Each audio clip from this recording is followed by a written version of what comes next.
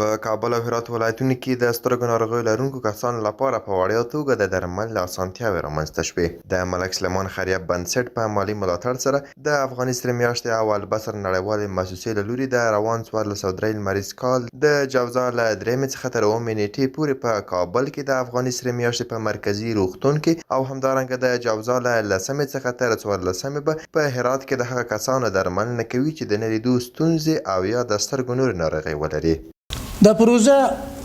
چې د ملک سلمان خیریه بنسټ هغه تمویلي مالی چارې د هغوی په غاړه باندې دي او دې تطبیق هغه د البصر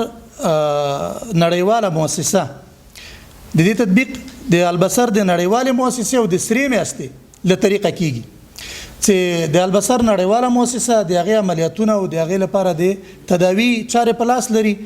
او د دې لپاره سهولتونه او تسهیلات هغه د افغاني سرې میاشتې برابر کړي دي. د البصر نړیوالې مؤسسې مسؤلین وایي موخه یې دا ده ترڅو د هغه کسانو درملنه وکړي چې سترګې ستونزې او ناروغۍ لري. هغوی وویل چې 400 څخه تر 500 عملیاتونه به ترسره کړي او له 400 تر 500 کسانو چک به هم ترسره کیږي او هڅه مو دا ده چې عملیاتونه څومره زیات وو موږ یې ترسره کړو. Normally we have a target of about screening about 3 to 4.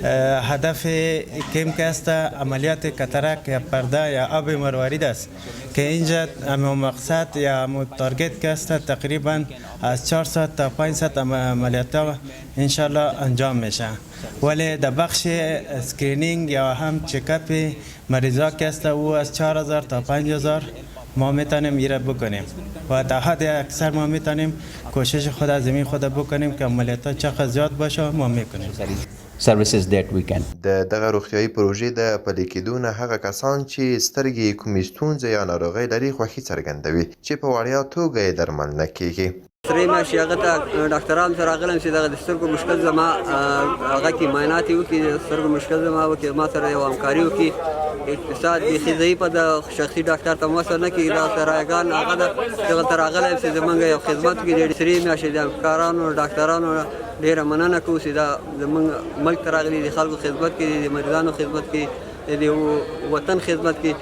ډېره مننه ترې کوو ډېره تشکري ترې کوو. د یادونې وړ ده چې د ملک سلیمان خیریه بنسټ د څو کلونو را په دې خوا د افغاني سرې میاشتې ټولنې سره په همغږۍ بېلابېلې بشري مرستې کړې او د طبي او غیر طبي پیښو زیانمنو ته یې لومړني اړین او خوراکي توکي ویشلي دي.